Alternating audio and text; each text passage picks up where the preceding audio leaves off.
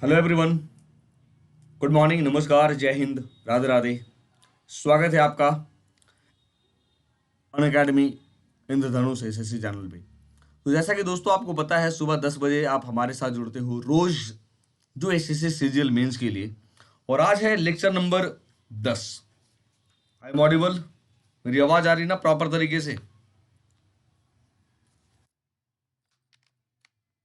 मेरी आवाज आ रही है ना? I am audible? चलिए।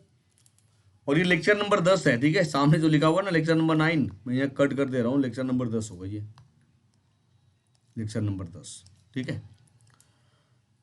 तो आज सीजीएल मेंस की बात करें तो सीजीएल प्री जिनका अच्छा गया होगा वो मेंस की तैयारी डेफिनेटली करेंगे। लेकिन अब चीजें बदल रही है। चीजें कैसे बदल गई है कि सर सीएचएसएल में भी सेम थिंग, यानी जो सीजीएल का सिलेबस है प्री और मेंस सेम, अब सेम एज सीएचएसएल में देखने को मिलेगा, प्री और मेंस, है ना। तो सीएचएसएल वाले बच्चे भी इस क्लास को कर सकते हैं। अभी से ही तैयारी करिए जबरदस्त तरीके से। और रात 8 बजे तो मैं पढ़ा रहा हूँ स्ट्रैटेजी के, जो कल से शुरू हुआ था। कल से यानी 26 तारीख से, आज 27 तारीख सुबह है। तो स्ट्रैटेजी के शुरू हुआ था दोस्तों। आप जरूर ज्वाइन करिए, मिस मत करिए। और इसके अलावा आप हमारे साथ 9:05 पे अनअकैडमी पे स्पेशल क्लास पहला, और दूसरा 5:15 पे क्लास ज्वाइन कर सकते हैं। पहले क्लास पे हम क्या देखते हैं कि साइंस देख रहे हैं, जो लूसेंट प्रैक्टिस सेट में जो आप लगाते होंगे वहां से सवाल दिखेंगे। और 5:15 पे दोस्तों यहाँ पे आप मॉक टेस्ट देखते हो। मॉक टेस्ट क्या देखते हो? मॉक टेस्ट देखते हो ना। जरूर जुड़िएगा। साथ ही साथ दोस्तों एक बैच शुरू हुआ सीएचएसएल वाले बच्चों के लिए, ठीक है। तो ये शुरू हुआ है 22 दिसंबर को। कब शुरू हुआ है? 22 दिसंबर को। तो you can join this particular batch with 10% additional of. Price कितना है? 1299 रुपये प्राइस रखी गई। बहुत कम प्राइस है यार। जुड़िए, अपनी तैयारी जबरदस्त करिए दोस्तों, है ना। सवाल नंबर 1 आपके सामने ये दिखा, आप ही चाहेंगे कि नोआखली इज सिचुएटेड इन। मेरे भाई नोआखली जो है वो कहाँ अवस्थित है? इंडिया, बांग्लादेश, पाकिस्तान, भूटान? क्या होगा सवाल? Noakhali is situated in, Noakhali का लोकेशन कहाँ है? इंडिया है, बांग्लादेश है, पाकिस्तान है, भूटान है? क्वेश्चन नंबर 1 क्या होगा? चलिए, good morning everyone, good morning, नमस्कार, स्वागत है आपका। तो बच्चों नोआखली की बात करें दोस्तों तो ये बांग्लादेश में है। पता है ये नोआखली क्यों चर्चा में आया है?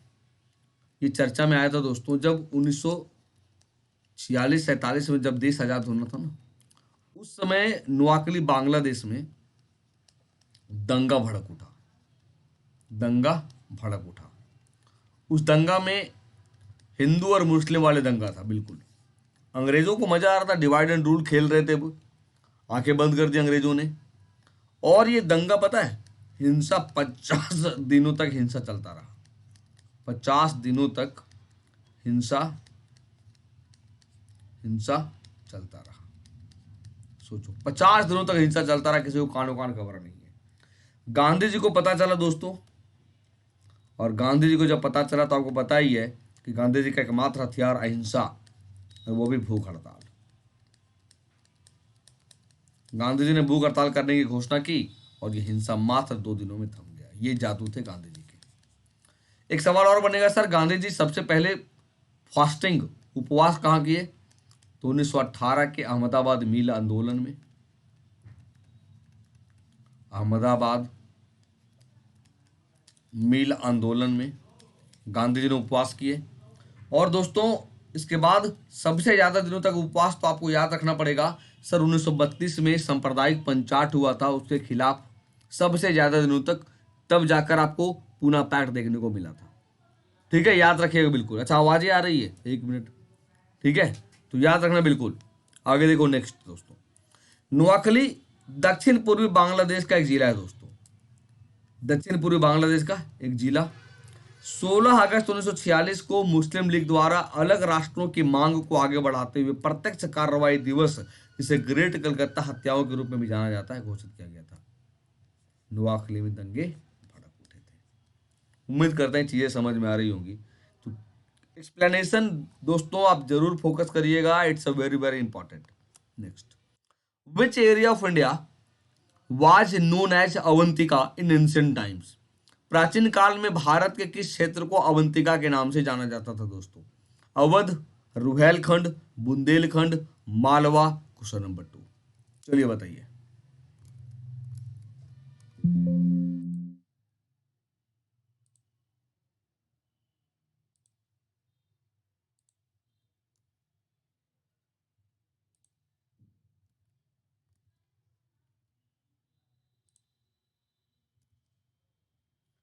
एक मिनट रुकना बच्चों, है ना। चलिए, तो दोस्तों अब देखोगे कि प्राचीन काल में भारत के किस क्षेत्र को दोस्तों अवंतिका के नाम से जाना जाता था? तो ये था दोस्तों मालवा। प्राचीन काल में भारत के किस क्षेत्र को अवंतिका? मालवा। कहां पर है ये? मालवा पठार, मध्य प्रदेश दोस्तों। कहां पर है ये? मध्य प्रदेश, है ना। चलिए question number 3, why is Sanchi famous? Sanchi क्यों प्रसिद्ध है? कल हम लोगों ने देखा कि सांची और खजुराहो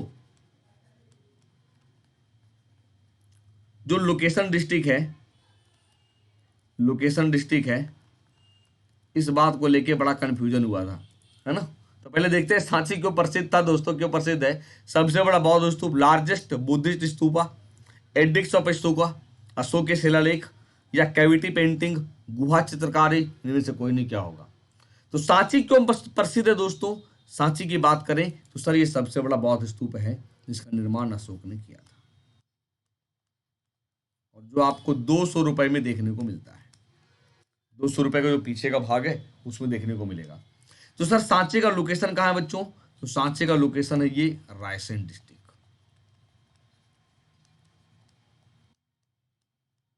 रायसेन डिस्ट्रिक्ट, मध्य प्रदेश।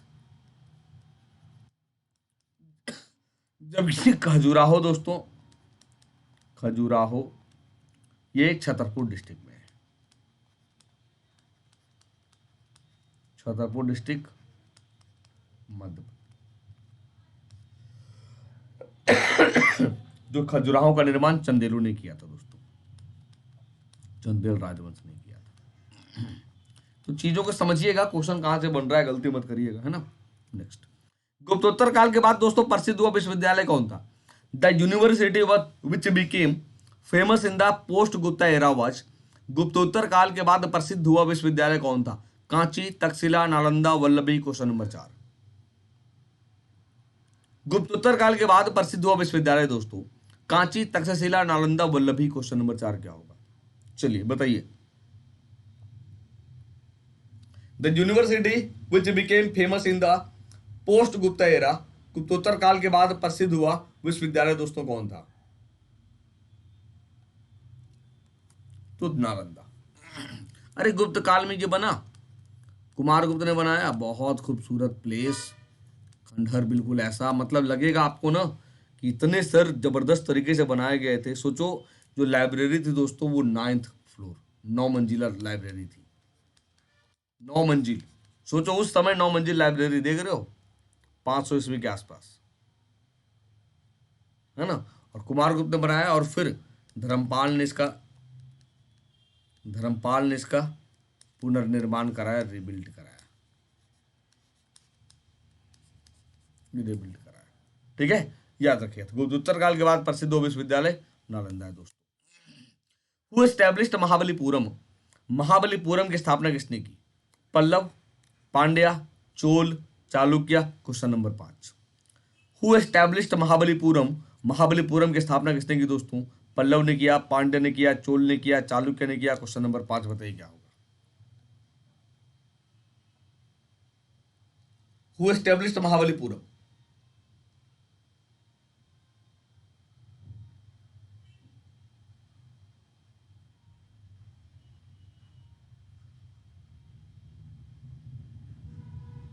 क्या हो बच्चों?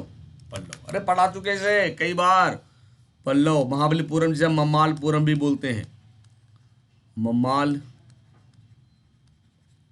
भी बोलते हैं। तो पल्लव ने किया, किसने किया बच्चों? पल्लव ने किया, है ना। तो महाबलीपुरम पल्लव द्वारा स्थापित स्मारक है।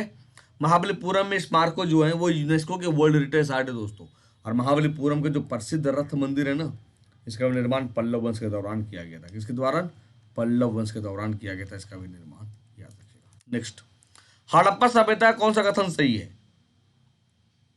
उन्हें घोड़े की बलि के बारे में पता था, गाय उनके लिए पवित्र थी, उनके द्वारा पशुपति की पूजा की जाती थी, और संस्कृति आमतौर पर स्थिर थी। Question number 6, which statement on the Harappa civilization is correct? आराम से पढ़िए, जवाब दीजिए कि हड़प्पा सभ्यता पर कौन सा कथन सही है। घोड़े के बलि के बारे में पता था, गाय उनके लिए पवित्र थी दोस्तों, तो भैया सही पूछ रहा है। घोड़े के बारे बलि के बारे में पता था क्या? नहीं। घोड़ा का जो साक्ष्य है एकमात्र स्थान अगर देखें भारत में तो सुरकोट अदा है, जो गुजरात में।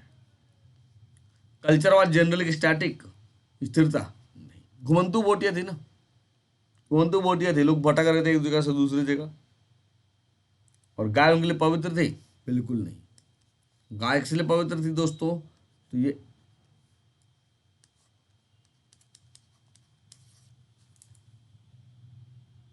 किनके लिए पवित्र थी? इंडस वैली सिविलाइजेशन में बिल्कुल नहीं था। ये गाय किनके लिए पवित्र थी? तो वैदिक सिविलाइजेशन दोस्तों, वैदिक सिविलाइजेशन, याद रखिएगा। इंडस वैली में वैल्यूड नहीं था गाय, ठीक है। लोधी वंश का अंतिम शासक दोस्तों, who was the last ruler of Lodhi dynasty? Lodhi वंश का अंतिम शासक कौन था? बहलोल लोधी, इब्राहिम लोधी, दौलत खान लोधी या सिकंदर लोधी? Question number 7। चलिए,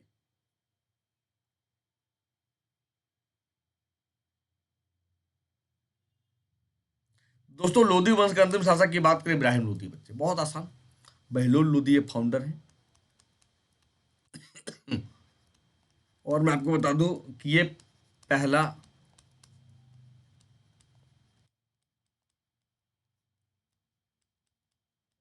अफगान शासक है, पहला अफगान शासक है दोस्तों। कौन? बहलोल लोधी। और लास्ट इब्राहिम लोधी। सिकंदर लोधी ने 1504 में आगरा शहर बसाया और 1506 में राजधानी बनाई।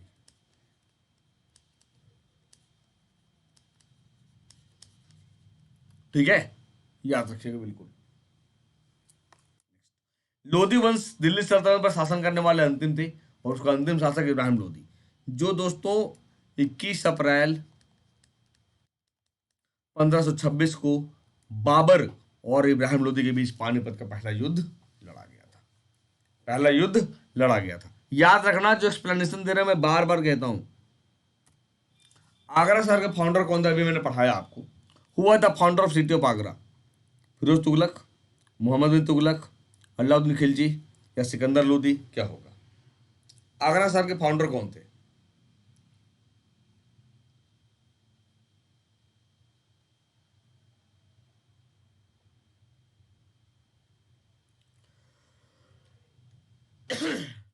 तो आगरा शहर का फाउंडर भाई सोचना क्या, सिकंदर लोधी 1504 में, अभी तो पढ़ा है मैंने, आगे देखो इसे, बट यमुना के किनारे। नेक्स्ट, दिल्ली जनरल जो सफलतापूर्वक मदुरै तक पहुंचा था, कौन है? The Delhi general who successfully advanced up to Madurai was Khizr Khan, Mohammad Ghori, Alauddin Khilji, Malik Kafur? Question number 9।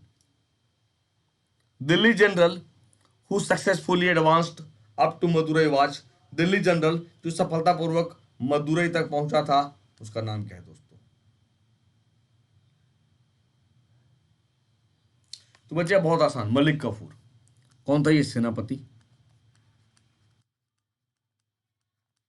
किसका सेनापति? अलाउद्दीन खिलजी का सेनापति। मलिक काफूर को क्या कहा गया दोस्तों? 1000 दिनारी। क्यों? गुजरात के युद्ध में खरीदा था अलाउद्दीन खिलजी ने दोस्तों, है ना। खुश रहिए, मस्त रहिए, ठीक है। और याद रखिए दोस्तों कि दक्षिण भारत पर आक्रमण करने वाला, मदुरै का दक्षिण भारत है, भारत पर आक्रमण करने वाला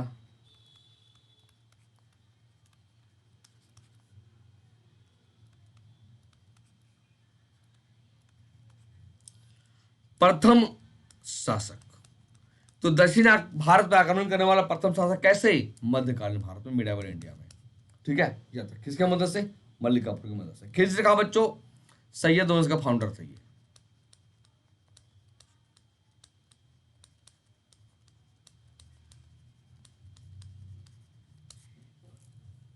सैयद वंश का फाउंडर था कौन? खिजर खान। ठीक है, आइए देखिए। मलिक काफूर सुल्तान अलाउद्दीन खिलजी का गुलाम सेनापति। उसने उसके लिए देवगिरी, मदुरै, वारंगल, द्वार समुद्र के दक्कन क्षेत्र को जीत लिया था, याद रखिएगा। नेक्स्ट, महात्मा गांधी को पहली बार सत्याग्रह के दौरान गिरफ्तार किया गया था, कहां? Mahatma Gandhi was first arrested during Satyagraha in the year 1906, 1908, 1913, 1918। Question number 10 दोस्तों, Mahatma Gandhi was first arrested during Satyagraha in the year. Mahatma Gandhi को दोस्तों पहली बार सत्याग्रह के दौरान गिरफ्तार किया गया था। तो कौन से सत्याग्रह के दौरान दोस्तों? 1906, 1908, 1913, 1920। कहां पर किया गया था बताइएगा।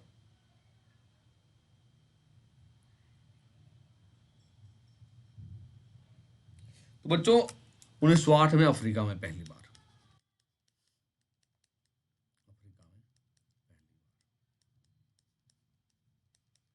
जबकि भारत में पहली बार सत्याग्रह की बात करें तो क्या बोलेंगे? 1917। 1917 जो चंपारण है दोस्तों, भारत में पहली बार सत्याग्रह 1917। अफ्रीका में 1908, याद रखना। देवी चंद्रगुप्तम के लेखक कौन थे दोस्तों? Who is the author of Devi Chandraguptam? Vishakhadatta, Dandin, Bharavi, Kalidas. Question number 11। Who is the author of Devi Chandraguptam? Devi Chandraguptam के लेखक कौन है? विशाख दत्त है, दंडीन है, भारवी है, कालिदास है। Question number 11। अरे आसान सवाल है मेरे भाई, पढ़ा हुआ विशाख दत्त, मुद्रा राक्षस।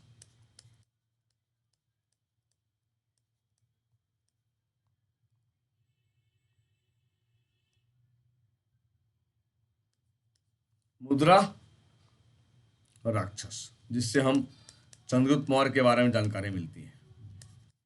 ठीक है, नेक्स्ट, देवी चंद्रगुप्तम बच्चों विशाख देव या विशाख दत्त का संस्कृत नाटक है, जो गुप्त शासक रामगुप्त की कहानी। आपको याद होगा रामगुप्त, वही रामगुप्त जो अपनी पत्नी को देना चाहा शक शासक को, है ना, जो अपनी पत्नी ध्रुवदेवी को शक आक्रमणकारी को सौंपने का फैसला करता है। उनका छोटा भाई चंद्रगुप्त सेकेंड रानी के वेश में दुश्मन के शिविर में प्रवेश करता है और दुश्मन को मार डालता है। मजेदार सवाल।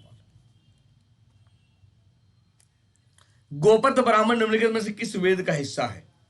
गोपथ ब्राह्मण is a part of which of the following Vedas? Gopatha ब्राह्मण निम्नलिखित में से किस वेद का हिस्सा है?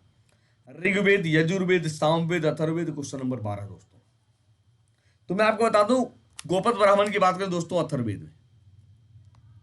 अथर्ववेद क्या दोस्तों? अथर्ववेद।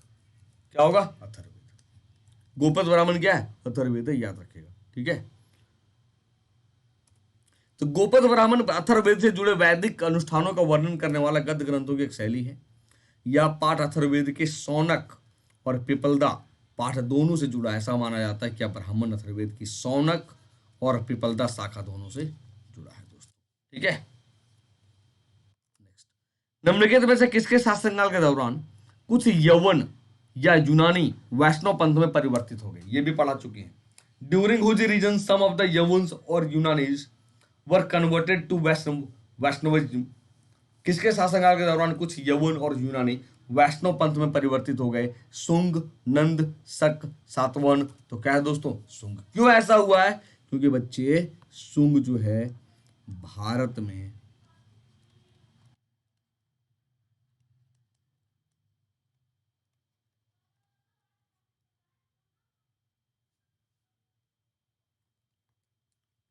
प्रथम ब्राह्मण वंश है ना। तो भारत में स्थापित प्रथम ब्राह्मण वंश कौन है? सुंग, जिसकी स्थापना पुष्यमित्र सुंग ने की है।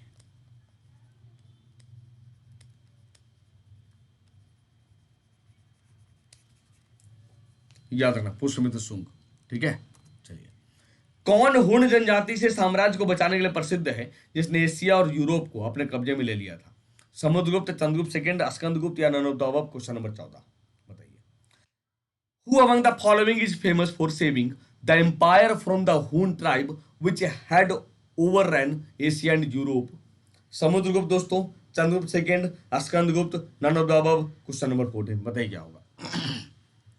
कौन हुन जनजाति से साम्राज्य को बचाने के लिए प्रसिद्ध है जिसने एशिया और यूरोप को अपने कब्जे में ले लिया दोस्तों? स्कंदगुप्त। कौन बच्चे? स्कंदगुप्त, याद रखिएगा। तो स्कंदगुप्त उत्तरी भारत का एक गुप्त सम्राट था जिससे हमें भीतरी स्तंभ लेख शिलालेख से पता चलता है। तो भीतरी स्तंभ लेख बहुत इंपॉर्टेंट, माफी जाएंगे। उन्होंने दुश्मनों को हराकर गुप्त शक्ति को बहाल किया जो विद्रोही या विदेशी आक्रमणकारी हो सकते थे। ठीक है, उन्होंने हुन जनजाति से साम्राज्य को बचाया दोस्तों, है ना। सिंधु घाटी युग में निम्नलिखित में से कौन सा स्थल दुनिया का सबसे पुराना जूते हुए खेत माना जाता है? Which among the following sites of Indus Valley era is considered as the oldest plowed field in the world? Harappa, Kalibangan, Lothal, Rangpur. Question number 15 क्या हुआ दोस्तों? सिंधु घाटी के युग में निम्नलिखित में से कौन सा वो स्थल है जो दुनिया का सबसे पुराना जूते हुए खेत माना जाता है? तो बहुत आसान दोस्तों, कालीबंगा, काले रंग की चूड़ियां, जो कहां है? राजस्थान में, घग्गर नदी के किनारे है।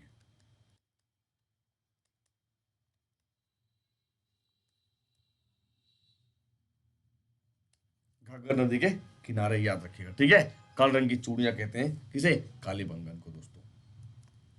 कालीबंगन स्थल अपने अनूठी अग्निवेदियों, अब एक चीज और देखिएगा, जो अग्निवेदिका फायर अल्टर ये सीरीज में था, 7 सीरीज है, 7 फायर अल्टर, 7 अग्निवेदिका। और इंडिविजुअल अगर अग्निवेदिका पूछता है सवाल ना, अग्निवेदिका कहां से पाई गई है, तो लगाना लोथल। और सवाल आता है कि अग्निवेदिका की श्रृंखला कहां से पाई गई है, जो 7 की सीरीज में है। ठीक है, या तो कालीबंगा। नेक्स्ट, निम्नलिखित में से किस वृक्ष के नीचे बुद्ध को ज्ञान प्राप्त होता है दोस्तों? Under which of the following trees Buddha got enlightenment? Ficus benghalensis, ficus religiosa, ficus microcarpa, ficus elastica. Question number 16, under which of the following trees Buddha got enlightenment? किस वृक्ष के नीचे बुद्ध को ज्ञान की प्राप्ति हुई थी दोस्तों? तो बुद्ध को फिकस रिलीजियोसा, यानी क्या है? पीपल। ये बरगद है बच्चे, ये बरगद है, ये पीपल है ना। याद रखिएगा, बिल्कुल भूलना मत। पीपल का वनस्पति नाम दोस्तों फिकस रिलीजियोसा। अरे निकालो ना, रिलीजन रिलीजियोसा, बेंगालेसिस क्या है? बरगद, और माइक्रोकार्पा चीनी अंजीर है, और फिकस इलास्टिका भारतीय रबर पौधे। तो 4 सवाल यहाँ पे आप साइंस का भी देख सकते हो कि जो बॉटनिकल नेम पूछे जाते हैं आपके साइंस में, है ना, याद रखिएगा। नेक्स्ट, गुप्तों द्वारा जारी किए गए चांदी के सिक्कों का क्या नाम था? What was the name of the silver coins issued by Guptas? Karshapana, rupaka, dinar, pana. Question number 17, what was the name of the silver coins issued by Guptas? गुप्तों द्वारा जारी किए गए चांदी के सिक्कों का क्या नाम था दोस्तों? बताइए क्या होगा।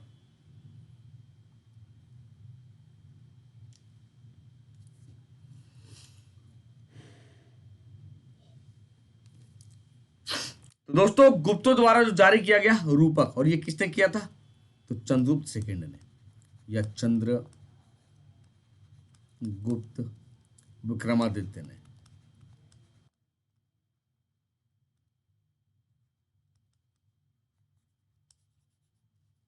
है ना। चंद्रगुप्त सेकेंड या विक्रमादित्य, जिसने रूपक शुरुआत की। जबकि दोस्तों दिनार क्या, ये सोना।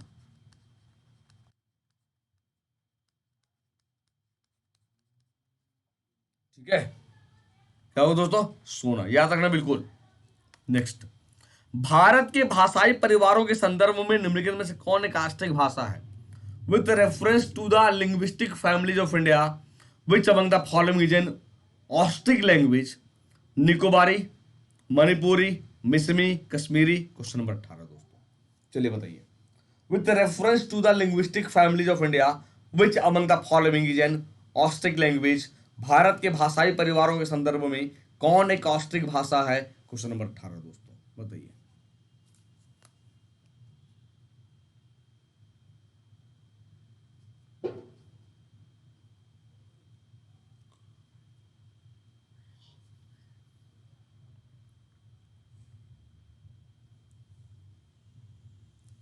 तो बच्चों क्या है, निकोबारी पढ़ चुके हो, मैं पढ़ा चुका हूँ, स्पेशल क्लास में भी पढ़ा चुका हूँ, यूट्यूब में भी पढ़ा चुका हूँ, निकोबारी। तो भारत की औस्ट्रिक भाषाएं जो है वो ऑस्ट्रो ऑस्ट्रो एशियाई उप परिवार से संबंधित है दोस्तों, जिनका प्रतिनिधित्व मुंडा या कोल समूह की भाषाओं द्वारा किया जाता है, जो मध्य पूर्वी और उत्तर पूर्वी भारत में बोली जाती है, और खासी और निकोबारी जैसे सोम खमेर समूह की भाषाएं हैं। तो भाषा से सवाल बहुत इंपॉर्टेंट है, और याद रखिएगा भाषा की बात करें तो भारत का शेड्यूल 8 8वीं सूची में 22 भाषाओं की चर्चा की गई है। पहले 14 था, अब 8 भाषा है ना, टोटल 22 भाषा। विष्णु जो बाद में बच्चों हिंदू पौराणिक कथाओं में सभी प्राणियों के सर्वोच्च संरक्षक का नाम बन गया, प्रारंभिक वैदिक युग में मूल रूप से निम्नलिखित देवताओं में से किसका नाम था? सूर्य, अग्नि, दयूस, प्रजापति। Question number 19। चलिए, Vishnu, which is later Hindu mythology, has become a name of supreme preserver of all beings, was originally name of which among the following gods in early Vedic age? Vishnu जो बाद में हिंदू पौराणिक कथाओं में सभी प्राणियों के सर्वोच्च संरक्षक का नाम बन गया दोस्तों, प्रारंभिक वैदिक युग में मूल रूप से निम्नलिखित देवताओं में से किसका नाम था? क्या होगा तो बच्चों? क्या होगा? सूर्य। ठीक है, क्या होगा? सूर्य होगा, याद रखिएगा। सूर्य, अदिति, सावित्री के अलावा सूर्य के एक और नाम का उल्लेख आवश्यक है, विष्णु। क्या बच्चों? विष्णु, जो बाद में हिंदू पौराणिक कथाओं में सभी प्राणियों के सर्वोच्च संरक्षक का नाम बन गया। वैदिक युग में सूर्य का एक नाम था, उगते सूर्य, आंचल में सूरज और डूबते सूरज को विष्णु के 3 कदम माना जाता था, जो अंतरिक्ष में घूमते हैं। याद रखिएगा ये सब सवाल, ठीक है। हर्ष की सामंत प्रणाली के बारे में जानकारी कौन सा पाठ प्रदान करता है?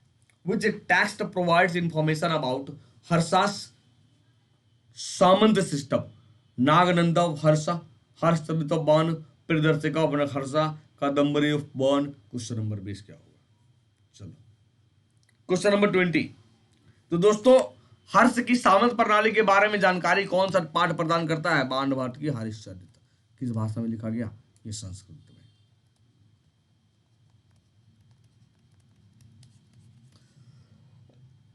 जबकि नागनंदा और हर्षा, तो हर्षवर्धन ने 3 किताबें लिखी, प्रदर्शिका, नागनंदा और रत्नावली। याद रखिएगा, ये हर्षवर्धन ने लिखा, ये भी संस्कृत में। ठीक है, नेक्स्ट। तो बाण ने अपने हर्षचरित में कई प्रकार के संबंधों की बात की है। तो बाणभट्ट ने हर्षचरित और कादम्बरी 2 लिखी है।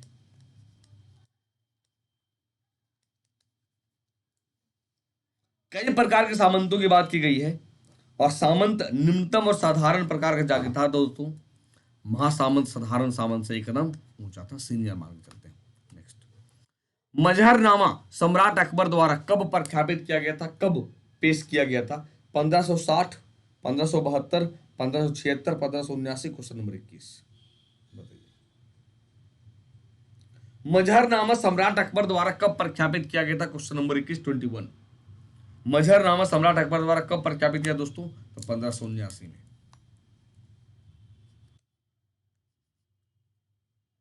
1579 में, याद रखिएगा, ठीक है। अकबर ने सभी धार्मिक मामलों को अपने हाथों में लेने के लिए मजहरनामा, जिसका शाब्दिक अर्थ अचूकता फरमान जारी किया। इसने उन्हें धार्मिक मामलों में सर्वोच्च बना दिया। उसने उलेमाओं के प्रभुत्व को रोकने के लिए मजहरनामा जारी किया। इसे फैजी ने कब लिखा था दोस्तों? 1579 में लिखा था, ठीक है। नेक्स्ट, दिल्ली सल्तनत के दौरान निम्नलिखित में से किसे बरीद कहा जाता था? ड्यूरिंग द दिल्ली सल्तनत, who among the following were called the barid? Craftsman, bodyguard of the sultan, officer in charge of state exchequer, the spy, या new reports. Question number 22, question number 22। चलिए बताओ क्या होगा question number 22?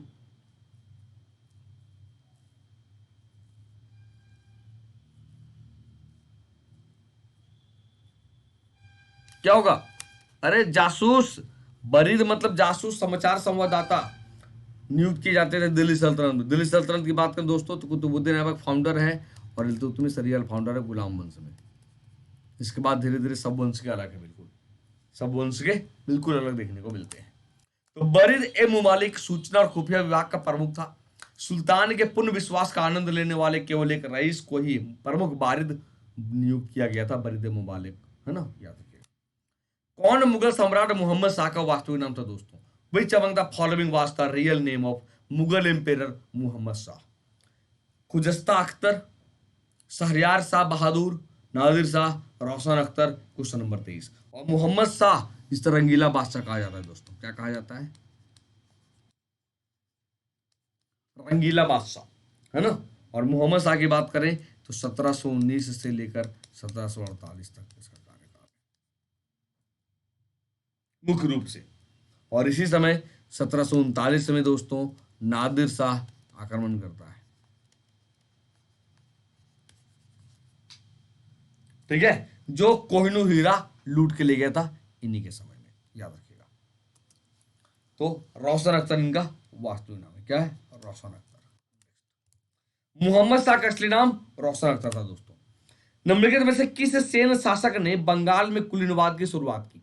Which of the following Sen rulers introduced Kulinism in Bengal? Hemant Sen, Ballal Sen, Vijay Sen, Lakshman Sen. Question number 24।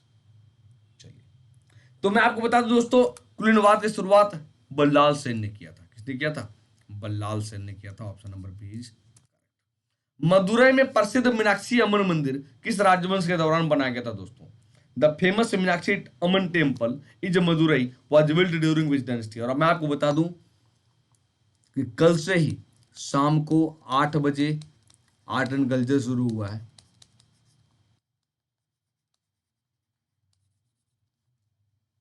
ठीक है। तो मदुरई में प्रसिद्ध मीनाक्षी अம்மन मंदिर की बात करें, पांड्या शासक, पांड्य राजवंश के दौरान बनाया गया था दोस्तों। किसके समय? पांड्य राजवंश के दौरान बनाया गया था, ठीक है। नेक्स्ट, मदुरई में मीनाक्षी अம்மन मंदिर पांड्यों के शासनकाल के दौरान बनाया गया था। रॉक कट और संरचनात्मक मंदिर पांड्य वास्तुकला का महत्वपूर्ण हिस्सा है, जिसमें विमान, मंडप इत्यादि देखने को मिलते हैं दोस्तों। चित्तौड़ का विजय स्तंभ राणा कुंभा की जीत के उपलक्ष्य में बनाया गया था, जिसमें एक महत्वपूर्ण लड़ाई लड़ी गई थी। अभी लीक हो गया जवाब, तो हमें लगता है सभी जवाब बता ही देंगे कि द विजय स्तंभ of Chittorgarh was built to commemorate the Vaisra of Rana Kumbha, the victory of Rana Kumbha in which among the following battles? तो क्या हुआ दोस्तों? सारंगपुर की लड़ाई। ऑप्शन नंबर 20 माफी चाहेंगे, सारंगपुर की लड़ाई। तो बच्चों, सारंगपुर की लड़ाई किसके बीच लड़ी गई थी? राणा कुंभा और सुल्तान महमूद खिलजी के बीच बच्चे 1437 ईस्वी में लड़ा गया। और राणा कुंभा ने जीत का जश्न मनाने के लिए चित्तौड़गढ़ में विजय स्तंभ का निर्माण किया था। प्रसिद्ध हिंदी कृति पद्मावत किसने लिखी? Who wrote famous Hindi work Padmavat? Malik Muhammad Jayasi, Abdul रहीम खान खाना, अमीर खुसरो और या बुल्ले शाह? तो मैं आपको कई बार बता चुका हूं कि पद्मावत संस्कृत में लिखी गई थी दोस्तों। किसमें? संस्कृत में लिखी गई थी। किसी समय में लिखा गया था? तो सर, किसी समय में लिखा गया था? तो शेरशाह सूरी।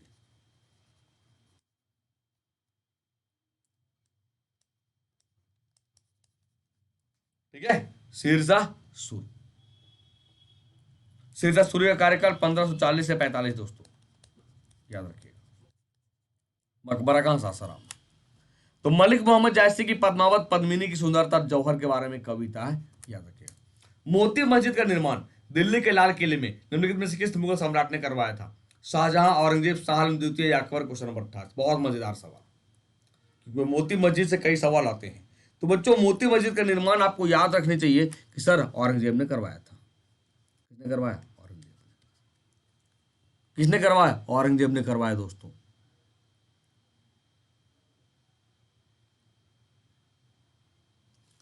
तो ये भैया दिल्ली, लेकिन अगर हम कहें सर आगरा के लाल किला में, आगरा के लाल किला में किसने करवाया मोती मस्जिद का निर्माण? तब क्या निकलेगा पता है? तब निकलेगा शाहजहां। लेकिन अगर सवाल आ जाए कि सर लाहौर के लाल किला जो है, लाहौर के लाल किला,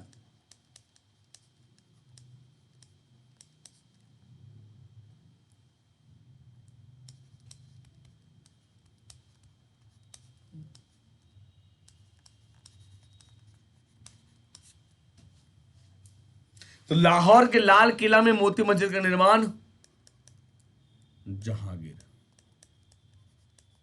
कौन है? जहांगीर। याद रहेगा। तो देखो अब 3 क्वेश्चन बने।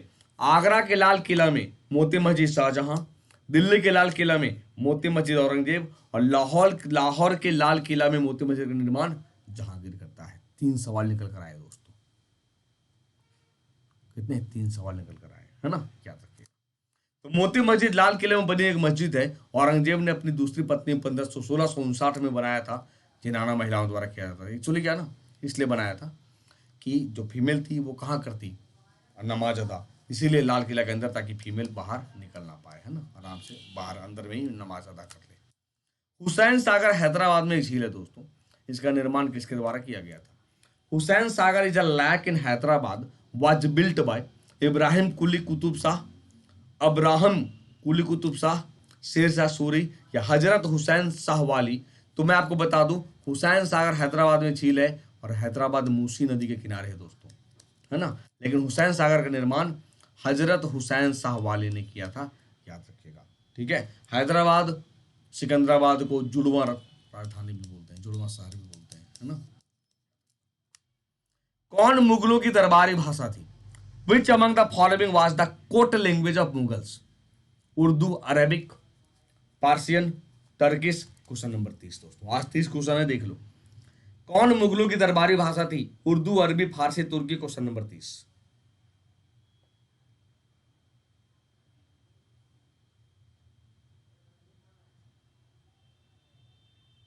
बताओ क्या होगा? अरे बहुत आसान है। फारसी और उर्दू ना शिविर भाषा था। शिविर भाषा क्या है सर? एक्चुअली जब युद्ध के लिए कई स्थानों से सेना जमा होती थी, तो जो सेना बात करती थी वो शिविर भाषा कहलाते हैं, वो उर्दू है। जबकि फारसी मुगलों की दरबारी भाषा, और तुर्की बच्चे जो तुजुके बाबरी, तुजुके ए बाबरी, तो किसने लिखा? तो बाबर ने, तुर्की भाषा में। जबकि आपको याद होगा कि फारसी में ट्रांसलेट किया था अब्दुल रहीम खाने खाना ने। अब्दुल रहीम खाने खाना, ठीक है। अब्दुल रहीम खाने खाना, अब्दुल रहीम खाने खाना। उम्मीद करते चीजें समझ में आई होंगी। तो दोस्तों ये था आज का सेशन। उम्मीद करते हैं कि 30 सवाल आपने अच्छे तरीके से पढ़े समझे। अगर सेशन अच्छा लगा होगा तो लाइक करिएगा, कमेंट्स करिएगा जरूर। फिर से बता दें कि देखो अब CHSL CGL आने वाले समय में MTS क्या कहता है, जब नया वैकेंसी आएगा तो समझ में आएगा। CHSL बैच शुरू हुआ है। You can join this particular batch. बहुत फायदा होगा। अभी 3 लेक्चर हुए, अभी तक 3 लेक्चर हुए हैं। रिकॉर्डेड मिल जाएगा जो लेक्चर हो गया बच्चे, है ना। तो मात्र 1299 रुपये में 10% ऑफ होगा, बिल्कुल याद रखिएगा। और 29 दिसंबर से फिर एक बैच शुरू हो रहा है। देखो विजय पथ न्यू एग्जाम सिलेबस पर SSC प्रीलिम्स मेंस CGL के लिए आपके सामने एजुकेटर की लिस्ट लगी है ना। फिर दोस्तों CHSL के लिए 29 दिसंबर से शुरू हो रहा बैच, है ना। 2022-23 में ये भी एक एग्जाम ये भी लगी है। बैच का ड्यूरेशन 3 महीने। यहाँ भी आप ज्वाइन कर सकते हो दोस्तों। MTS 2022-23 के लिए ये भी तो 29 दिसंबर से SSC प्रीलिम्स मेंस, है ना, जुड़ सकते हो दोस्तों। One stop solution for your learning needs. तो बच्चों टेस्ट सीरीज अब दिसंबर में पता ही है, CGL, GD, group D, SSC, CHSL subject wise test जरूर दीजिए, जिससे आप अपने आप को आंक पाओगे। और आप कहाँ स्टैंड करते हो स्पेशल क्लास में अनअकैडमी पे देखिए, पूरे भारत के बच्चे पार्टिसिपेट करते हैं। अपने आप को आंकिए ना कि आप कहाँ हैं, है ना। और अगर आप SSC नोट्स चाहिए आपको, तो 4 स्टेप है। इस चारों स्टेप को फॉलो करके नोट्स डाउनलोड कर सकते हैं अनअकैडमी लर्निंग ऐप के जरिए। और आज का डाउट हमेशा है कि अपना डाउट आप आराम से बिंदास तरीके से पूछ सकते हो अपने एजुकेटर से, जहां भी आप क्लास करते हो, ठीक है। प्लस हो या आइकॉनिक, अगर आप ज्वाइन करते हैं दोस्तों, तो मैं हमेशा आइकॉनिक को प्रेफर क्यों करूंगा? क्योंकि आप जब भी चाहें अपने लाइव क्लास में अपने एजुकेटर से इंटरेक्ट हो सकते हो दोस्तों, ठीक है। चलिए सेशन यही रहा, मिलते हैं फिर।